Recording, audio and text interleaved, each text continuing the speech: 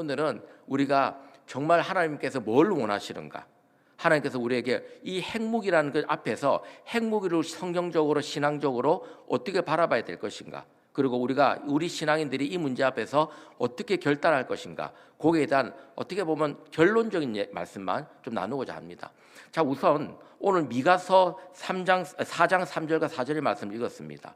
성경에 대한 내용은 자세히 말씀을 안 드리겠지만 이 미가서 4장 3절과 4절은 우리가 흔히 하나님의 샬롬의 원형이라고 얘기를 합니다. 다시 말해 하나님께서 우리에게 주시고 싶은 평화, 그 평화의 원형을 여기에 담아가지고 말씀을 하고 계시는데, 우리가요 샬롬 그러면 꼭 잊지 말아야 될 게 두 가지가 있습니다. 하나는요, 샬롬은 상태를 말하지 않아요. 우리가 평화 그러면 상태를 말하잖아요. 전쟁이 없고, 그리고 사람들과 다툼이 없고, 그거를 평화라고 얘기하다 보니까 우리는 자꾸 상태라고 생각하기 쉽습니다. 근데 평화는요 상태 아닙니다. 왜냐하면 샬롬이라는 개념 자체가 상태적 개념이 아니에요. 그게 뭘까요? 관계적 개념입니다. 그러니까 이거는 소위 말해서 하나님과 우리의 관계가 어떤 관계냐에 따라서 나오는 결과일 뿐이에요. 그러니까 평화라는 것은, 궁극적인 하나님께서 원하시는 평화는 하나님과 우리의 관계에서 나오는 결과물이에요. 평화 자체가 목적이 아니라는 거예요. 그러니까 우리가 지금 남북 통일이 있죠. 자, 저나 여러분이나 우리가 남한과 북한이 통일하는 게 우리가 목적이라고 생각하지 않습니까? 그거 목적되면 안 됩니다. 왜냐하면 그게 목적이 돼버리면 무조건 통일만, 어떤 식으로든 통일만 돼도 좋다? 그건 아니지 않습니까? 문제는 누가 원하는 통일이냐 이거예요. 어떤 분이 원하시는 형태의 통일이라는 거죠. 그거는 하나님과 우리의 관계 속에 나오는 겁니다. 하나님과 우리의 관계 속에서 우리가 기도하고 하나님을 찾게 되면 그 속에서 하나님께서 원하시는 통일, 하나님께서 바라시는 통일을 우리가 받아야지, 우리가 생각해서 좋다고 하는 통일은 그거는 하나님이 원하시는 샬롬의 개념에는 없다는 것이죠. 그래서 이 미가서에 나와 있는 것도 칼을 들고 서로 치지 아니하고 다시는 전쟁을 연습하지 아니하고, 이 모든 것들이 어디서 나오는 말씀이냐면 하나님과 인간 간의 관계가 회복되었을 때 거기서 나오는 겁니다. 그걸 꼭 기억하셔야 돼요. 그래서 이 주빌리 기도에도 아마 그렇게 지금까지 온 것도 왔다고 저도 믿고 있고 앞으로도 그렇게 가시겠지만, 하나님과의 관계 설정이 우선이에요. 우리가 하나님과 얼마나 친밀한 관계를 갖고 있고, 우리가 그분 하나님께 우리의 마음과 뜻과 정성을 얼마나 집중하며 올려드리고 있는 것인가, 그 관계 속에서 이 통일 운동도 생겨나야 되고 또 이 지속이 되어 가야 된다는 것이죠. 두 번째 뭐겠습니까? 이 샬롬은요, 주체가 말씀드린 것처럼 내가 아닙니다. 관계적 개념이고요. 두 번째, 샬롬의 주체는 하나님입니다. 그래서 우리는 샬롬이라 그러지만, 이 평화를 얘기하지만 그 평화를 주시는 분은 반드시 하나님이라고 고백하셔야 됩니다. 그러니까 우리가 평화를 이루는 게 아니에요. 우리가 외교적으로, 군사적으로, 아니면 경제적으로, 기능주의적으로, 신기능주의적으로 많은 이론들이 있습니다. 그런데 이거는 우리가 이룬 게 아니라 우리가 성경적으로, 신앙적으로 하나님이 주시는 샬롬, 평화입니다. 전쟁은 누구 겁니까? 하나님 거예요. 사람들이 이걸 지금 다 놓치고 살고 있습니다. 구약에 나타나 있는 모든 전쟁은 다 하나님 것이었습니다. 신약에 넘어오면 그게 우리가 신앙이, 예수님이 이 땅에 오시면서 영적인 부분을 강조하다 보니까 전쟁에 대해서는 좀 소원해졌지만, 사실은 신약에 넘어와서도 오늘날에 와서도 마찬가지입니다. 전쟁은요 우리 거 아닙니다. 그런데 사람들이 이걸 잊어버리니까 어떻게 됩니까? 자꾸 이상한 소리 하는 거예요. 우리가 전쟁을 막아야 된다, 우리가 전쟁을 일으켜야 된다, 우리가 무슨 무기를 써서라도 저들을 억제해야 된다, 이런 얘기를 하고 있는데, 주체가 하나님인데도 불구하고 우리는 마치 우리가 주체인 것처럼 그렇게 살고 있는 것이 문제라는 것이죠. 사실은 핵무기도 마찬가지입니다. 핵무기도요, 왜 핵무기가 문제냐면 인간이 갖고 있는 인간의 소위 말해서 자기중심주의, 인간이 갖고 있는 악성이 어디에서 가장 지박돼 나타나면 핵무기입니다. 왜 그러냐면 핵무기는요 크게 세 가지 조건을 달고 있어요. 뭐냐면 첫 번째, 핵무기는요 차별하지 않습니다. 터졌다 그러면요 무차별적입니다. 여러분 그거 아십니까? 핵무기는 어떤 무기가 쓰일지라도 그게 크건 작건 간에 핵무기는요 모든 사람을 다 죽여버립니다. 골라서 죽이지 않아요. 이번에 우리가 미국이 썼던 GV-57이나 이런 벙커버스터 같은 폭탄들이 있죠. 이번에 그 소위 이란에 떨어뜨렸던 것들, 그거는요 사실 차별적 무기예요. 왜냐하면 딱 타깃이 있습니다. 그리고 그 타깃만을 목표로 하고 있습니다. 그런데 핵무기는 절대 그거 아닙니다. 핵무기의 첫 번째 목적은 원래 쓰이는 게 아니에요. 공포를 조장하는 겁니다. 사람에게 두려움을 주고 공포를 조장하고 이것이 쓰이게 되면 너나 나나 다 죽는다라는 그런 의식을 심어주는 거예요. 성경을 찾아보십시오. 어디에 하나님께서 이런 공포를 우리가 주라고 한 적이 있습니까? 없습니다. 이거는요, 전체적으로 우리를 창조하는 분도 하나님의 능력이고 우리를 멸망시키는 것도 하나님의 주권 안에 있는 겁니다. 그런데 우리는 그 주권을 우리가 가지려고 했다는 거죠. 그러니까 이 핵무기는 하나님과 우리의 관계에 단절을 보여주는 가장 극치의 무기가 뭐다? 그게 핵무기라는 겁니다. 그래서 문제가 있는 거예요. 또 이 핵무기 같은 경우는 뭐예요? 핵무기는 사실 이론 자체는요 굉장히 좋습니다. 뭐냐면 내가 사실은 핵무기를 쓰려고 하는 건 아니고 내가 이런 절대 무기를 갖고 있으면 상대편이 나하고 전쟁하는 것을 꺼릴 거야. 이걸 우리가 핵 억지론이라고 그럽니다. 뉴클리어 디터런스라고 그러는데 이 억지론 자체는 뭐냐면 내가 절대 무기를 갖고 있으면 상대방이 나를 못 건드릴 거니까 우리는 전쟁할 수 없다. 이렇게 얘기하잖아요. 근데 역사적으로 그렇지 않습니다. 오히려 핵무기를 갖고 있는 나라들이 전쟁을 더 많이 했다는 거 알고 계세요? 1945년 이후로 핵무기를 개발한 나라 미국, 과거에는 소련이었죠. 지금 러시아지만 중국, 그 다음에 뭐 일본도 일본 아니죠. 프랑스하고 영국하고 이게 소위 말해서 공식적인 핵무기 나라들입니다. 그 다음 이스라엘. 그런데 이 나라들이요 전쟁을 의외로 많이 했습니다. 국지전이죠. 대규모 전쟁을 안 했지만 오히려 핵무기를 갖고 있으니까 국지전을 벌이는 데 있어 가지고 좋은 구실이 돼요. 자, 우리가 원하는 데 때릴 테니까 너희도 우리 건드리지 마. 건드리면 우리 핵무기 쓸 수 있어. 여러분, 미국이 러시아를 지금 함부로 못하는 이유도 그거예요. 트럼프가 미국을 막 압박을 갔지만 사실 압박 못하고 있습니다. 푸틴이 왜 못할까요? 푸틴이 핵무기를 갖고 있어요. 우크라이나가 땅을 치고 있는 게 뭐예요? 자기들이 갖고 있는 3,000개의 핵무기를 그들이 러시아가 소련이 무너질 때 그걸 다 넘겨줬단 말이죠. 미국이 살살살 꼬셨습니다. 야, 우리가 핵우산 제공해 줄 테니까 우리가 너희들 혹시라도 저 러시아가 너를 위협하면 우리가 핵무기로 보호해 줄 테니까 너희가 갖고 있는 3,000개의 핵무기 다 넘겨주라. 다 해체해라. 그러니까 우크라이나가 그 말을 믿고 넘겨줬단 말이죠. 그러니까 지금 어떻게 됩니까? 땅을 치고 외워 있는 거예요. 왜? 핵무기를 갖고 있었다면 러시아가 저렇게 침공을 못합니다. 그게 엄연한 현실이에요. 그러다 보니까 사람들이 그런 구실을 많이 달죠. 핵무기를 갖고 있으면 오히려 전쟁을 막을 것이다. 근데 전쟁을 막을 수 있나요? 못 막습니다. 왜? 오히려 핵무기를 가진 자들이 더 많은 전쟁의 유혹에 빠지게 된다는 것이죠. 이런 여러 가지 문제들이 분명히 존재하고 있다는 겁니다. 사실은 우리가 예수님께 돌아가면 예수님은요, 우리가 예수님을 바라볼 때 그분은 평화주의자라고 얘기합니다.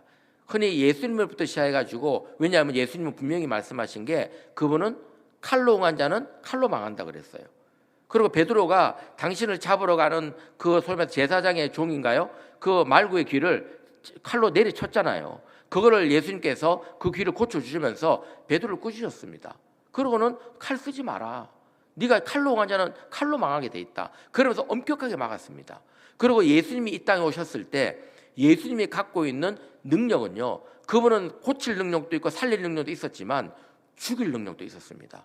우리가 그걸 분명히 인정하셔야 됩니다. 그러나 한 번도 예수님은 공생의 기간 동안 누구를 죽인 적이 없어요. 그건 아시죠? 누구를 해한 적이 없습니다. 그러니까 예수님은 그 전능하신 능력을 갖고 사람을 살리는 데 사용하고 사람을 치유하는 데 사용했죠. 심지어는 당신을 잡으라는 사람들에게 대해도 예수님은 그 전능한 능력을 사용하지 않았습니다. 이거는 어떻게 보면 제 해석일지 모르겠지만 저는 가룟 유다가요, 나쁜 의도로 예수님을 팔았다는 생각을 안 해요. 왜 가룟 유다가 예수님을 은 30냥에 팔았을까? 은 30냥은요 아무것도 아니에요. 이거는 노예 한 사람 값입니다. 그런데 자기가 모시는 그 스승 대단한 랍비인 예수님이 노예 한 사람 값밖에 안 되었을까요? 그러면 이 가룟 유다가 돈이 없어가지고 예수님을 팔아넘겼을까요? 저는 그거 아니라 생각합니다. 왜냐하면 가룟 유다의 배경은 젤로 땅으로 보고 있어요. 젤로 땅은 투쟁가들입니다. 무장봉기를 조정하는 사람들입니다. 그런데 자기가 믿는 예수님이 분명히 자기가 보기에는 어마어마한 능력을 갖고 있어요.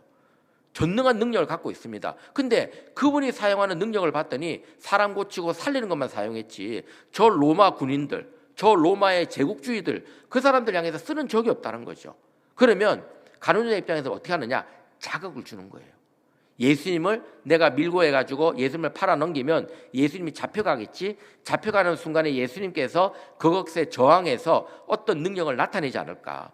예수님의 그 능력을 조금이라도 보인다면 저들이 예수님 앞에 무릎을 꿇고 예수님의 어떤 분량을 알고 오히려 예수님을 중심으로 우리가 들고 일어날 수 있지 않을까.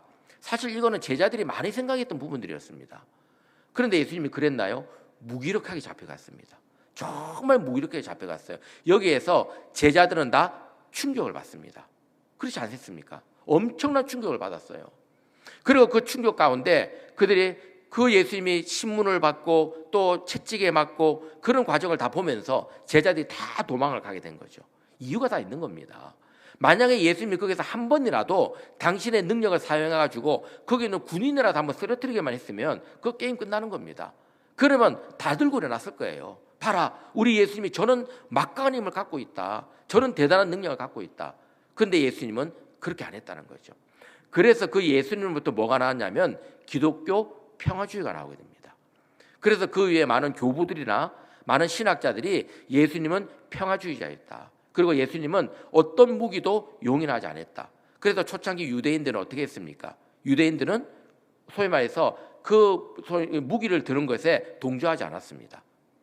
황제의 군대에도 안 들어갔죠. 물론 황제가 자기를 신이라 그러니까 이 소위 말해서 유일신 하나님을 믿는 이 유대인들에게는 황제를 섬기는 군대는 못 들어가는 거예요. 그러다 보니까 그런 것도 있었지만 그들은 분명히 예수님께서 무기 드는 것을 반대했고 예수님은 복음을 통해서 사람 살리고 영을 살리는 일에 매진하는 거, 복음 전하는 것에 매진하는 것을 알고 있었기 때문에 그들은 그 일을 하지 않았다는 것이죠. 그러니까 기독교 평화주의 입장에서는 핵무기뿐만 아니라 어떤 무기도 여기에 들어올 여지가 없습니다. 이 전통을 누가 이어받았냐면 퀘이커고도 제세례파 들어보셨죠? 아나바스티스, 바티스트 이런 사람들이 쭉 이어받아가지고 오늘날까지 내려오게 된 거예요. 이들을 우리가 소종파라 그러는데 이 사람들은 지금도 예수님의 말씀 있는 그대로 믿고 삽니다. 그러니까 세상과 타협을 안 해요. 그냥 예수님이 하라는 대로 살려고 애를 쓰고 있어요. 그게 소종파지만 이게 중세시대 때 한번 이단으로 몰려가지고 굉장히 많은 사람들이 죽임을 당하고 아픔을 당하기도 했습니다. 그런데 어쨌든 그런 사람들 통해 가지고 기독교 평화주의가 쭉 내려왔어요. 자, 그런데 이 기독교 평화주의가 한번 바뀌게 됩니다. 언제 바뀌냐면 기독교가 공인이 될 때. 소위 말해서 이제 로마에 의해 가지고 콘스탄티누스 황제가 기독교를 공인하지 않습니까? 313년에 공인을 해요. 그 공인을 하게 되니까 이제 고민이 생깁니다. 그리고 392년인가 가가지고 기독교가 국교가 되잖아요. 그러면 어떤 문제가 생깁니까? 그때까지 기독교인들은 무기를 안 들었어요. 전쟁을 가담하지 않았습니다. 우리는 예수님처럼 우리 목숨을 내어줄지언정 누군가를 죽이고 누군가를 찌르는 일을 못합니다. 그렇게 살아왔어요. 근데 기독교가 공인이 되고 나니까 어떤 문제가 생겼습니까? 국교가 됐는데 그러면 그 로마라는 제국을 지켜야 될 거 아닙니까? 로마 주변에 게르만 민족, 무슨 이방 민족, 고트족들 수많은 족속들이 있어가지고 그 국경을 넘나들면 약탈을 하는데 그걸 누가 지킵니까? 군인이 지켜야 될 거 아니에요. 그러니까 이 기독교인들이 고민이 빠지기 시작한 거예요. 아, 이거 예수님 말씀대로 하면 우리가 무기를 들면 안 되는데 이거 어떡하냐? 그러니까 그러면 무기를 안 들면은 지금 침이 들어와가지고 막 약탈해가고 사람들이 죽어나가고 그러니까 이걸 막 고민하다가 그때요. 암브로시우스라는 사람이 있어요. 그 다음에 암브로시우스를 이어가지고 어거스틴이라는 사람이 있습니다. 어거스틴 들어보셨죠? 아고스티누스, 어거스틴. 이 어거스틴이 암브로스라는 사람의 그 이론을 받아가지고 한 가지 생각을 해냅니다. 그게 뭐냐면 정당 전쟁론이에요. 정당한 전쟁론 또는 정의로운 전쟁론. 이게 뭘까요? 우리가 맞다. 예수님 말씀대로 하면 우리는 무기를 들어서도 안 되고 우리는 평화를 지켜야 되고 우리는 사실은 누군가를 위해서 우리 목숨을 내줄지언정 우리가 누구를 해치거나 폭력을 사용해서는 안 된다. 그러나 이 세상은 두도성. 이 세상은 하나님 나라가 아니다. 여기에는 불가피하게 필요악들이 존재하는 곳이다. 국가도 사실은 필요악이다. 여러분 국가도요. 원래대로 하면 원래 하나님께서 원하지 않았던 걸 알고 계시죠? 우리가 이 사무엘 시대 때 가면 그 당시 백성들이 뭐라 합니까? 하나님 우리에게도 왕을 주십시오. 너희들이 왕이 필요 없다. 왜 필요 없습니까? 내가 너희 왕 아니냐? 아이고 하나님 왕이시지만 우리 눈에 보이는 왕이 필요합니다. 그래서 생겨난 게 국가입니다. 원래 하나님은 국가를 원하지 않았었어요. 하나님 아래에서 신정 정치를 원하셨다는 거죠.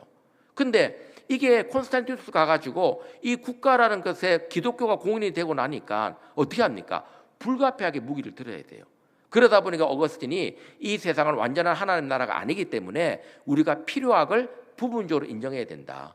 그래서 국가란 것은 우리의 재산과 생명을 보호하기 위해서는 불가피하게 있는 것이기 때문에 우리가 여기에 가담을 해서 우리 스스로가 지킬 수 있는 그런 최선의 장비를 이론을 마련하자. 그래서 나온 게 정의로운 전쟁론. 여기에는 크게 두 가지 원칙이 있습니다. 첫 번째는 뭐냐? 첫 번째는 전쟁을 해야 될 정당한 이유. 그러니까 무조건 전쟁해서는 안 되는 거예요. 침략을 받았을 경우 또는 옆에 있는 나라가 제3국이 평화롭게 사는데 다른 나라에 의해서 침공을 당했을 경우 내가 도와줄 수 있다는 거예요. 그러니까 전쟁에 대한 내가 아무 때나 전쟁하고 싶다, 아니면 다른 나라를 침략하고 싶다, 다른 나라를 우리가 취하고 싶다, 그거는 절대 안 된다. 우리가 다른 나라로부터 침략을 받거나 제3자가 침공을 당했을 때 도와주기 위한 전쟁은 가능하다. 그런 이유를 세운 겁니다. 두 번째는 뭘까요? 두 번째는 차별의 원칙이에요. 이건 무슨 말이냐면 우리가 아무리 침공을 받아가지고 반격을 한다 할지라도 무조건 아무거나 갖고 반격하면 안 된다는 거예요. 예를 들어 저쪽이 우리에게 총을 쐈어요. 그러면 이쪽에서 어떻게 되느냐? 비례의 원칙을 따라서 총을 쏴야 되는 겁니다. 거기에다 대고 대포로 쏘면 안 된다는 거죠. 총을 쐈으면 우리도 총으로 반격하는 것이지 저쪽에서 총을 쐈는데 우리는 대포로 반격한다? 있을 수 없다는 겁니다. 이게 일종의 이런 예를 들어가지고 이런 정의로운 전쟁 이론이 생겨나요. 그래가지고 기독교 국가에서 전쟁을 할 수 있는 이런 이론에 따라서 우리가 전쟁을 할 수 있다. 그러니까 일종의 뭐라 그러나요? 구실이 생긴 거죠. 변명거리가 생긴 거 아닙니까? 자, 여기서 질문입니다. 여러분, 이 정의로운 전쟁의 원칙이 지금까지 한 번이나 지켜졌을까요? 한 번도 안 지켜집니다. 한 번도 안 지켜져요. 지금도 있어요. 지금도 이것을 쭉 이어가지고 근대에 들어와가지고 휴고 그루티우스라는 사람이 이것을 이어받아가지고 정당 전쟁론을 오늘날에 맞게끔 다시 만든 겁니다. 그리고 그 원리에 따라가지고 요새 우리가 있는 적십자 있죠. 예를 들어 전쟁 포로들 어떻게 넘겨주고 이런 거 있잖아요. 그게 다 그 정의로운 전쟁 원리에서 나온 내용들입니다. 그런데 그거 제대로 지킨 적 없어요. 지금 미국이 이번에 저 이란을 때린 것도 그렇고 다 그 정의로운 전쟁 아닙니다. 그게 왜 그럴까요? 국가 이익을 따라서예요. 내셔널 인터레스트. 다 국가 이익을 따라서 하다 보니까 전쟁의 원칙을 우리가 지킬 수 없다 해요. 근데 이론은 존재한다. 근데 정의로운 전쟁을 갖고 고민을 하다 보니까 이 속에 뭐가 나옵니까? 이 속에서 핵무기에 대한 문제도 나오게 된 거예요. 사실 핵무기가 나오기 전까지는 별로 고민 안 했습니다. 그냥 뭐 무기란 것이 좀 대량 살상 무기라기보다는 무기가 좀 센 무기도 있고 약한 무기도 있고, 물론 기관총이 발명되면서 아니면 폭탄이 만들어지면서 대량 살상 무기가 나오지만 핵무기급은 아니었어요. 근데 핵무기가 나타나고부터는 사람들이 개념이 완전히 바뀌어버린 겁니다. 왜 그러냐면 핵무기는요, 우리가 이렇게 보면 됩니다. 죽음이 있고요, 그 다음에 소멸이 있습니다. 여러분 이거 구분되십니까? 데스와 익스팅션이 있어요. 요거 차이를 혹시 아십니까? 죽음은요, 새로 태어남을 전제로 합니다. 그러니까 우리가 누가 죽었다 그래서 그걸로 끝나는 게 아니에요. 죽었다 그러지만 새로운 생명이 태어날 수 있는 그 바탕이 있는 겁니다. 그러니까 우리가 예를 들어 나이가 들고 늙어가지고 이 세상을 떠나죠. 그러나 떠난다 해서 우리가 끝난 게 아니라 우리 후손들이 남습니다. 그리고 새로운 생명이 탄생해가지고 새로 이어지죠. 근데 소멸은 다릅니다. 익스팅션은 뭘까요? 아예 그 가능성이 없어지는 거예요. 핵무기가 그겁니다. 핵무기는요, 죽음을 전제하지 않습니다. 핵무기의 목적은 뭐냐면 소멸이에요. 핵무기가 터지면 그 지역은 소멸되는 겁니다. 더 이상 생명이 창조될 수가 없는 거예요. 그러니까 이런 것을 가지고 등장하다 보니까 이제 정전론들, 소위 말해 정의로운 전쟁을 주장하는 사람들 속에서도 고민이 생긴 거예요. 야, 이거 새로운 무기가 등장했는데 이걸 어떻게 봐야 될 것이냐, 이거 핵무기가 정의로운 전쟁에 부합하느냐 안 하느냐, 이 고민했는데 만장일치로 다 결의를 받습니다. 핵무기는 우리 정의로운 전쟁론에 안 들어온다. 다 결의를 본 겁니다. 얼마나 간단합니까? 근데 이걸로 끝났을까요? 안 끝납니다. 왠지 아세요? 내가 핵무기를 가졌을 때는 그 말이 맞아요. 야, 이거 가져보니까 이거 안 되겠는데, 이런 거 가지면 안 되겠는데, 그래서 치워버려요. 근데 문제는요, 내가 가진 게 문제가 아니었어요. 상대편이 가졌어요. 내가 적이라고 규정하고 내가 악이라고 규정하는 존재가 핵무기를 가진 거예요. 그러니까 그때부터 난리가 난 겁니다. 그럼 어떻게 됩니까? 야, 저것들 핵무기 가졌는데 이거 어떡하냐? 저거 두드려 맞으면 우리 다 끝장나는데 어떡하냐? 그러니까 정의로운 전쟁을 주장하는 이론가들 중에서 어떤 사람이 나오느냐? 우리도 가짜예요. 왜냐하면 악이라고 생각하는 존재가 갖고 있는데, 우리의 적이라고 생각하는 존재들이 갖고 있는데, 이거 우리도 안 갖고 있으면 우리가 언제 멸망을 당할지 모른다. 그러니까 이거는 저들이 갖고 있는 한 우리가 갖고 있는 거, 우리가 당연한 거다. 이렇게 돼버린 거예요. 그러니까 이 이론 자체가 뭐예요? 정의로운 전쟁에서는 원래 핵무기 자체가 인정이 안 되는 거였지만, 악이라고 주장하는, 규정하는 상대가 갖게 되니까 우리도 어쩔 수 없이 불가피하게 가질 수밖에 없다라는, 소위 말해서 핵 정전론이 나오기 시작한 겁니다. 원래는 핵에 있어서는 정의로운 전쟁론자들도 평화주의였어요. 핵만큼은. 그런데 핵 정당 전쟁론이 나온 거예요. 상대편이 갖고 있는 한에 있어서는 우리도 가져야 된다. 여러분, 지금 북한이 핵무기를 갖게 된 이론이 바로 그거였습니다. 북한이 왜 핵무기를 개발하게 되었냐면, 북한이요 6.25를 남침한 거 맞아요. 그런데 6.25를 남침하기 전에, 남침을 하고 나서 휴전이 어떻게 이루어진 줄 아세요? 이 휴전이 이루어진 거는요, 사실은 북한도 어거지로 하게 된 겁니다. 휴전이 이루어질 때 북한은 안 하려고 그랬어요. 계속 싸우려고 버틸려고 그랬습니다. 우리가 처음에는 저 압록강까지 몰고 올라갔잖아요. 미군이 들어와가지고 압록강에 몰고 올라갔다가 그 다음에 중공군이 다시 밀려 내려왔잖아요. 그래가지고 우리가 그래서 밀려서 다시 내려오기 시작했습니다. 그런 가운데에서 이제 휴전 협정이 들어온 거예요. 휴전 협정은 1951년부터 이미 있었습니다. 53년 7월 27일인가에 휴전 협정이 되었지만 이미 2년 동안 휴전 협정을 해왔어요. 그런데 안 하려고 북한이요 어떻게든 더 밀고 내려가려고 했던 겁니다. 왜 근데 북한이 했느냐? 이유가 있어요. 그 당시에 대통령이었던 트루만이 끝나고요, 그 당시에 아이젠하워가 대통령 되잖아요. 아이젠하워가 핵으로 협박을 한 겁니다. 너희들 휴전 안 하면 우리가 핵을 지금 무지하게 많이 갖고 있는데 가서 이거 다 써버리겠다. 중국 땅에다가 중국의 베이징부터 시작해가지고 주요 도시에다가 우리가 갖고 있는 핵무기 다 써버리겠다, 그렇게 얘기를 한 겁니다. 그러니까 이게 중국 당국에서 난리가 난 거예요. 북한에다가 압력을 넣기 시작합니다. 야, 빨리 휴전해라. 저 미국이 지금 일본에다가 이미 2번 핵무기를 썼는데 저들이 지금 이 중국 땅하고 북한에다 핵을 쓰면 우리 다 끝장난다. 그러니까 빨리 휴전하자, 이렇게 압박한 겁니다. 그때 이 김일성이 그때부터 생각을 한 거죠. 야, 이게 핵무기란 게 이렇게 무서운 거구나. 그러니까 그들도 사실은 굉장히 오래됐어요. 핵무기를 개발한 게 우리가 눈에 알게 된 건 1989년이지만 이미 1950년부터 이미 북한은요 핵무기 개발에 들어갑니다. 그때부터 이미 우리도 핵을 가져야 되겠다. 가지지 않으니까 우리가 언제 저들에게 당할지 모른다는 생각을 갖게 된 거죠. 이게 똑같은 이론입니다. 그런데 이것이 오늘날 와가지고 북한이 핵을 많이 개발했잖아요. 그러고 나니까 어떻게 됩니까? 개발하니까 이제 우리가 이제 얘기하기 시작하는 거예요. 우리가 핵무기를 개발하자. 제가 이 논문을 쓰면서 아주 재밌는 현상을 봤습니다. 한 1000명 정도의 목회자들하고 설문을 했어요. 그래서 목사님한테 물어보니까 세상에 무려 70% 이상이요 핵무기가 필요하다는 얘기를 했어요.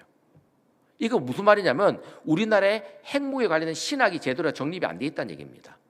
그러니까 목사님들이 핵무기가 뭔지도 모르면서 북한이 핵을 갖고 있는데 우리도 핵무기를 가져야 된다, 이렇게 얘기를 하는 거죠. 왜?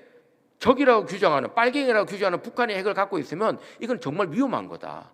그러니까 안전하게 운영할 수 있는 우리는 가져도 된다예요. 쟤네들을 억제하기 위해서는. 근데 북한이 핵무기를 갖게 된 이유가 그거였는데요. 북한이 핵무기를 우리를 바라볼 때는 저것들이 미국의 힘을 입어가지고 미국의 핵무기가 우리의 목을 죄니까 그것 때문에 우리가 언제 멸망당할지 모르는데 그래서 개발한 게 핵무기거든요. 그러니까 이 논리가 서로 상충하고 있다는 거예요. 어떻게 보면 이거에 우리가 전부 다 속고 있는 겁니다. 다 속고 있는 거예요. 그래서 보수적인 기독교인들은 미국의 핵무기에 대해서는 어떻게 생각합니까? 우리를 보호하는 수호신으로 여겨요. 미국의 핵무기는 북한의 침략으로부터 우리를 보호해주고 저 빨갱이들의 소위 말 속셈으로부터 우리를 보호해주는 그런 하나님이 보내주신 우리의 보호막이다, 이렇게 생각하는 분들이 굉장히 많습니다. 그런데 또 진보 쪽에서는요 뭐라 그러냐면 미국의 핵무기는 무조건 안 된다. 저 제국주의자들 그렇게 하면서 또 하는 얘기가 뭐냐면 미국의 핵무기를 저렇게 우리를 위협하니까 북한 사람들도 어쩔 수 없이 우리는 핵을 원하지 않지만 어쩔 수 없이 북한 사람들도 핵무기를 가지는 것이다. 그래서 북한의 핵무기는 미국의 핵무기가 존재하는 한은 용인해 줘야 된다. 이렇게 주장한다는 거죠. 이게 서로 상충하고 있는 상황입니다. 그렇지만 성경적으로 들여다봅시다. 성경적으로 들여다보면 아까도 말씀드렸지만 핵무기는요 죽음이 아니에요. 소멸을 전제하고 있습니다. 소멸을 전제하기 때문에 성경 어디에도요 우리에게 소멸을 할 수 있는 권한을 준 하나님의 말씀은 없습니다. 죽음은 예수님의 십자가 죽음은요 뭐를 전제로 하고 있습니까? 부활을 전제로 해요.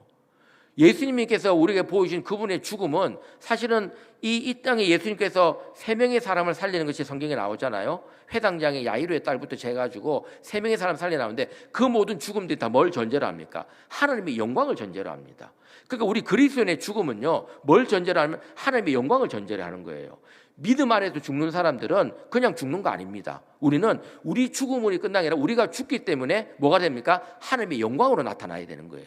그래서 사도 바울이 갈라디아서 2장 20절에 뭐라고 고백했습니까? 내가 그리스도와 함께 십자가에 못 박혔나니 그러즉 이제는 내가 사는 것이 아니라 내 안에 예수께서 사는 것이라. 이제 내가 육체 가운데 사는 것은 나를 사랑하사 나를 위하여 자기 몸을 버리신 하나님의 아들을 믿는 믿음 안에 사는 것이라. 그 고백이 했잖아요. 그러니까 내가 죽는다는 것은 그냥 죽음이 아니에요. 이거는 나를 통해서 사실 살아남이에요. 부활이에요. 예수님의 부활이고 나의 부활입니다. 이건 실존적인 개념일 수 있겠지만 그러나 우리 그리스도인의 죽음은 반드시 다시금 살아남을 전제하고 있습니다. 그런데 소멸은 그거 아니에요. 그러니까 핵무기는요 무슨 일이 있어도 우리 성경적으로 맞을 수가 없습니다. 또 하나 우리 인간들이 이런 무기를 갖고 있다는 것은 뭘 의미하고 있냐면 하나님이 갖고 있는 반쪽 권능을 우리가 가졌다는 걸 의미하는 거예요. 하나님은 어떤 권능을 가졌습니까? 창조의 권능을 갖고 계시고 우리를 멸망시킬 수 있는 권능 둘 다를 갖고 계세요. 그런데 우리는 창조 못합니다. 혹시 여러분 중에 달나라를 로켓들을 달나라로 보내고 화성으로도 보낼 수 있을지 모르겠지만 땅에 피는 그 잡초 한 포기 있죠. 그거 살아있는 생명 아닙니까? 잡초 한 포기를 창조할 수 있는 분 계십니까? 없어요. 아무도 우리는 그거 못합니다. 아무리 땅에 있는 미물이라 할지라도 기어다니는 벼룩 한 마디라 할지라도 우리 인간의 지금 능력으로는 그 살아있는 생명은 한 마리도 무에서 창조 못합니다. 그게 우리 능력이에요. 그런데 모든 인류를 멸망시키는 능력을 우리가 갖고 있습니다. 핵무기는요 어마어마합니다. 사실은 핵무기의 규모는 이 수소폭탄이라 그러죠. 이 규모는요 사실 우리가 이 인간들이 안 키워서 그렇지 무한대로 키울 수 있어요. 옛날에 짜르본바라 그래가지고 러시아가 구소련이죠. 소련이 60메가톤짜리 그 핵실험을 한 적이 있어요. 이 사람들도 자기들이 이 핵무기의 위력이 어느 정도인지 모르고 터뜨렸어요. 그냥 어마어마할 것이라는 생각만 해가지고 터뜨렸는데 그 터지고 나니까 세상에 북유럽에 있는 유리창이 다 날아갔습니다. 한번 생각해 보세요. 저 수천 킬로에서 터졌는데 북유럽에 있는 그 땅덩이 다 안 들리고 유리창이 다 깨져버렸어요. 저기요 핀란드하고 저 뭐 노르웨이 이런 나라들 있죠. 그러니까 그때 러시아가 굉장히 겁을 먹었어요. 도대체 우리가 도대체 어디까지 우리가 이 폭탄을 만들 수 있는 것인가? 그것도 더 키우게 폭탄을 만들려고 하다가 줄여서 만든 게 그 정도였습니다. 그러니까 지금은 마음만 먹으면요 단 한 발로 지구를 가로로 만들 수 있는 능력을 우리 다 갖고 있습니다. 근데 그렇게 안 해서 그렇죠. 그러니까 그런 능력을 우리가 갖고 있는데 이게 하나님 보시기에 맞는 거냐는 거죠. 우리가 이런 능력을 갖고 있는 것이 하나님 보시기에 성경적 어디에 봐서 하나님께서 용인을 해주겠냐는 것이죠. 예수님이 십자가에 달릴 때 나는 십자가에 죽으니까 너희들은 핵무기 갖고 니들끼리 죽으니 살리니 터뜨리면 다 멸망하는 그런 능력을 한번 가져봐라. 그러려고 십자가에 돌아가셨나요? 아니지 않습니까? 예수님께서 십자가에 죽으신 이유는 우리가 살아나기를 바라기 때문에 십자가에 죽으신 겁니다. 그런데 우리는 거기서 그거를 깨닫지 못하고 끊임없이 우리를 죽이는 이 소위 말해서 무기를 끊임없이 발전시켜 온 겁니다. 끊임없이. 그게 우리의 모습이에요. 그런데 더 심각한 건 뭐냐면 우리 믿는 사람들이 이 문제를 인식하지 못하는 겁니다. 우리 믿는 사람이 이걸 인식하지 못해요. 그래서 서구의 신학자들은 이런 얘기를 합니다. 책임윤리를 들고 나와요. 이것이 바로 우리 인간이 책임져야 될 문제다. 책임윤리를 들고 나옵니다. 그래서 그 책임윤리를 가지고 인간이 핵무기를 만들고 인간이 이렇게 서로 죽이는 무기를 만들 정도가 되면 이것에 대해 우리 그리스도인들은 책임을 질 줄 알아야 된다.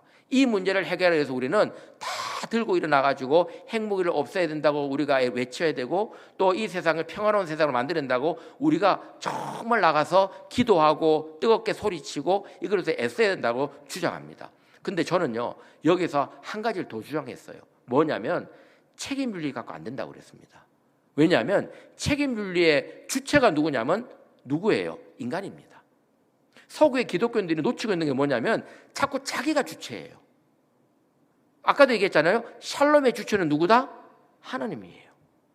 그래서 책임윤리가 필요한 게 아니라 뭐가 필요하냐면 순종윤리가 필요한 겁니다. 그러니까 우리가 책임을 말하기 전에 우리가 얼마나 하나님의 말씀 앞에 순종하고 있느냐, 얼마나 주님의 말씀 앞에 순종하고 있느냐, 그걸 우리가 먼저 봐야 되는 겁니다. 여러분, 교회가요 많은 활동을 하고 많은 일을 합니다. 그리고 많은 사역이 있죠. 근데 그 사역이 왜 삐그덕거리고 때로는 어떤 교회는 그 사역들이 충돌해가지고 문제가 생깁니까? 이유는 딱 하나예요. 순종하지 않기 때문입니다. 하나님의 말씀, 예수님의 말씀에 순종하지 않고 다 자기 생각을 주장하다 그렇게 되는 겁니다. 이게 핵심이에요. 그러니까 결국 중요한 건 뭐냐면 핵무기 앞에 과연 우리가 하나님의 말씀, 예수님의 말씀을 순종하고 살아왔는가? 우리가 어디에서 우리가 순종을 놓쳤는가예요. 어디에서 우리가 하나님의 말씀을 놓치고 우리가 우리 생각대로 살아왔는가? 신학도요, 보니까 신학도요, 저도 신학자지만 신학도 다 인간의 머릿속에 나온 게 대부분입니다. 자기 얘기예요, 자기 얘기. 자기 생각으로 하나님을 이렇게 재단하고 자기 생각으로 예수님을 이렇게 재단하고 제안하고 이래 버리는 거죠. 근데 그거 아니에요. 성경으로 돌아가야 됩니다. 말씀으로 돌아가야 되고 그 말씀에 비추어서 우리를 바라봐야 되거든요. 근데 그러지 않는다는 것이죠. 그래서 바로 거기서 문제가 생기는 것이다. 마지막 세 번째 뭔지 아세요? 제자도의 회복입니다. 여러분, 제자도란 것은요 다른 거 아니에요. 예수님의 말씀대로 사는 겁니다. 예수님의 그 십자가의 길을 따라가는 게 제자도입니다. 여러분, 제가 한번 여쭤볼게요. 십자가의 의미가 뭡니까? 혹시 아세요? 제가 이건 우리 교회 교인들한테도 여러 번 물어보고 제가 어디 집회를 가거나 말씀을 할 때도 꼭 물어봅니다. 십자가의 의미가 뭐예요? 혹시 여러분 아십니까? 대부분 말씀이 뭐냐면 십자가 의미를 고통이라고 여겨요. 아닙니다. 십자가는 절대 고통 아니에요. 그럼 잘못 알고 계시는 거예요. 고통은 결과일 뿐이에요. 십자가의 의미는 희생입니다. 예수님이 십자가에 고통받으려고 당하셨나요? 고통받으려고 달리셨나요? 아니잖아요. 예수님이 십자가에 달리신 건 희생이에요. 우리 죄를 대신하여 달리신 겁니다. 그러면 그 희생은 어떤 희생이냐는 거죠. 당신의 그 어마어마한 피값을 내주고 우리를 살리기 위한 희생입니다. 그런데 이 십자가의 희생은요 기가 막힌 뜻이 있어요. 왜냐하면 예를 들어 이런 거 있죠. 우리가 부모와 자식 간의 사랑을 어떤 사랑을 하나요? 부모와 자식 간의 사랑. 우리가 흔히 그리스도적 사랑의 개념에는 네 가지가 있어요. 뭐냐면 우리가 흔히 에로스 사랑이 있죠. 그건 아시죠? 남녀 간의 사랑. 원래 에로스의 원래 뜻은 남녀 간의 사랑은 아니에요. 그렇지만 그것이 나중에 변형돼서 에로스가 됐고, 그 다음에 두 번째 친구 간의 사랑을 뭐라 그럽니까? 필리오라 그러죠. 친구 간의 사랑. 세 번째는 뭐가 있을까요? 아가페가 있겠죠. 많이 들으시면 그죠? 그 조건 없는 무조건적인 사랑, 그죠? 조건을 달지 않은 사랑. 근데 그게 아니에요. 그 중간에 하나가 더 있습니다. 부모와 자식 간의 사랑이 있어요. 그게 뭐냐면 스토르게입니다. 스토르게. 이 스토르게 사랑은 뭐냐면요 본능적 사랑이에요. 그러니까 내 자식이 문제가 있어요. 그러면 부모는 그 자식을 위해서 자기 목숨을 버릴 수 있습니다. 그렇지 않겠습니까? 그러니까 내 자식이 어렵고 내 자식이 힘들고 내 자식이 죽어간다면 내가 내 목숨 내줄 테니까 내 자식 살려주십시오. 근데 이거는요 본능적인 거예요. 동물들도 이렇게 하는 동물들이 있어요. 그렇죠? 이거는요 십자가 사랑 아닙니다. 십자가 사랑을 정확하게 하시기 바랍니다. 이거예요. 뭐냐면 내가 내 자식이 있는데 너무 훌륭해요. 내 자식이 너무 똑똑하고 너무 훌륭하고 부모님도 공경하고 모든 게 다 완벽해요. 이 자식은 어디다 내놔도 지금 정말 아깝지 않은 대단한 자식이에요. 그런 훌륭한 자식이 있는데 내 옆집에 정말 망나니 같은 자식이 안 있는 거예요. 죽어가는 자식이 있고 망나니 같은 자식이. 근데 어느 날 그 자식이 갑자기 병에 걸려가지고 죽게 생겼어요. 심장을 바꿔야 된대요. 남의 심장을 갖다 끼워 넣어야 살 수 있대요. 그 집 엄마가 찾아왔어요. 와가지고 뭐라 그러냐면 아이고 우리 아이가 죽게 생겼습니다. 우리 아이 심장을 그 집 아이 심장으로 바꿔야 살 수 있다 그럽니다. 그 집 아이 심장 좀 내주십시오. 이거 줄 사람 있습니까? 혹시 부모님 중에 자기 새끼 심장을 꺼내가지고 남의 아이 이제 멀쩡하게 살아있는 아이 죽여가지고 줄 부모 있나요? 없지 않습니까? 그게 본능이에요. 근데 십자가 사람 뭔지 아세요? 그거를 한 게 십자가입니다. 예수님께서 독생자, 예를 들어 우리가 예수님보다 낫다 그러면 또 달라요. 예수님이 예를 들어 막 진짜 하늘에서 망나니 짓을 하고 막 진짜 그냥 골치 아픈 아들이고, 여기는 우리는 정말 하나님 말씀 잘 듣고 막 대단한 아들들이면 자기 자식 줄여가지고 더 좋은 아들 살리는데, 그거 가치로 따지면 그럴 수도 있잖아요. 근데 그거 아니에요. 우리는 망나니입니다. 우리는 죄 짓고 사는 존재예요. 근데 예수님은 정말 귀한 아들이었어요. 그런데 그 아들 죽여가지고 누굴 살렸습니까? 가치 없는 우리를 살린 거예요. 그게 아가페입니다. 이해되시죠? 그게 아가페예요. 본능적 사랑이 아니라고요. 그러면 제자도란 건 뭐냐면요, 그거 실천하는 겁니다. 내 가장 소중한 것을 내어놓고 가장 무가치한 것을 살려내는 겁니다. 내 가장 소중한 것을 드러내놓고 가장 가치 없는 것을 살려내는 것, 그게 아가페입니다. 그게 하나님께서 예수님을 통해서 우리에게 보여준 사랑이에요. 여기에 핵무기가 들었을 자리가 어디 있습니까? 누가 이걸 들어서 자리가 있으면 얘기 좀 해주시기 바랍니다. 아무리 생각해도 그럴 자리가 없어요. 근데도 우리는 너무 쉽게 우리도 핵무기를 가져야 됩니다. 우리도 이렇게 핵억지를 해야 됩니다. 너무 쉽게 얘기하죠. 세상 사람들이 이런 얘기 할 수 있다고 생각을 합니다. 세상 사람들은. 근데 그리스도인들은 해서는 안 되는 거예요. 우리가 나라가 망할지라도 무너질지라도 우리는 예수의 길을 가는 사람들입니다. 이거는 실용주의자가 되어서는 안 되는 거예요. 우리는 이 세상 속에서 실용주의냐, 국가주의냐, 애국주의냐, 그거 아니에요.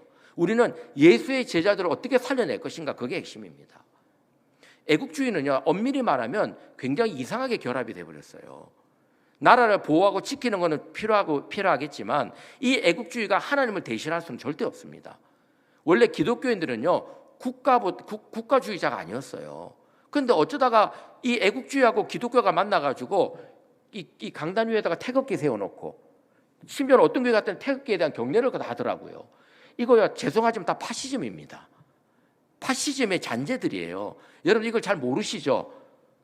민주주의가 가장 발달된 나라가 우리나라인데, 우리 지금 소위 말해서 인구 5천만이 3만 불 넘는 나라 중에 민주주의가 가장 발달된 나라가 우리나라가 2019년 통계에서 1위가 나왔습니다. 미국, 독일, 영국, 프랑스 다 제끼고 우리나라 이 민주주의 1위예요. 근데 개인은요, 민주적인 사람이 아닙니다. 거리에서는 민주주의를 외치는데 집에 돌아가면 다 가부장적이에요. 집에 돌아가면 다 비민주적이에요. 그리고 어른들과 자녀들 관계, 젊은이들 관계는 전부 다 비민주적입니다. 그러니까 이런 관계예요. 그런데 이런 관계 속에서 우리가 과거의 군대 문화, 아니면 과거 일제의 잔재, 이런 파시즘의 잔재가 들어와가지고 우리가 마치 애국주의가 거룩한 것이냐, 숭고한 것이냐, 거기에 빠져 있다는 것이죠. 아니에요. 국가는요, 우리를 보호하라고 만든 일종의 필요악입니다. 국가는 일종의 우리의 도구일 뿐이에요. 그 도구고, 나라를 이끄는 대통령 이런 분들은 우리를 위해서 보호해달라고, 우리를 지켜달라고 세운 우리의 대리자들이에요. 그 사람들이 왕이 아니에요. 근데 우리는 여전히 그런 생각에 많이 빠져 있잖아요. 그렇죠? 이것이 바로 핵무기하고 이게 관계가 없는 것처럼 다 이어지는 겁니다. 다 이어지는 거예요. 자, 말씀을 마칩니다. 우리가요, 이 핵무기의 문제를 하나의 구실로 말씀을 드렸지만 결국 요지는 다른 거 아니에요. 결국에는 예수님의 본질로 돌아가자는 겁니다. 정말 예수님이 누구고, 그 예수님을 우리가 어떻게 이해하고 있고, 예수님이 달린 십자가가 우리에게 어떤 의미를 주고 있는가를 우리가 알고 있다면 핵무기 문제든 어떤 문제든 우리 그리스도인이 봐야 될 눈을 가지게 된다는 거죠. 봐야 될 것을 온전히 보게 된다는 거죠. 근데 우리는 예수를 말하고 있지만 예수님의 본질에 대해서는 생각 안 합니다. 십자가의 의미가 정말 무엇인지는 사실 그렇게 큰 고민 안 합니다. 아가페 사랑이 무엇인지는 우리가 그렇게 크게 얘기 안 합니다. 북한 문제도 마찬가지예요. 북한 통일, 북한에 있는 동포들 사실 우리 다 내줘야 됩니다. 우리가 보는 북한 사람들 우리보다 가치 없어 보일 수도 있어요. 자, 저 사람들 제대로 못 배우고 제대로 가난하게 살고 우리처럼 이렇게 그럴 수 있겠지 모르겠지만, 아니요. 정말 저들을 살리겠다 그러면 우리를 다 내어줘야 되는 겁니다. 그게 아가페예요. 그리고 저들을 살리겠다라는 마음을 가져야 되는 것이죠. 바로 그런 마음을 가질 때 하나님께서 우리와 함께 하시고 샬롬의 주체가 되시고 또 이 샬롬의 하나님과의 관계 속에서 샬롬을 주시는 그 주님을 우리가 보게 되고, 오늘 미가서에 나와 있는 말씀처럼 이 미가서의 내용들이 칼을 쳐서 보습을 만들고, 그죠?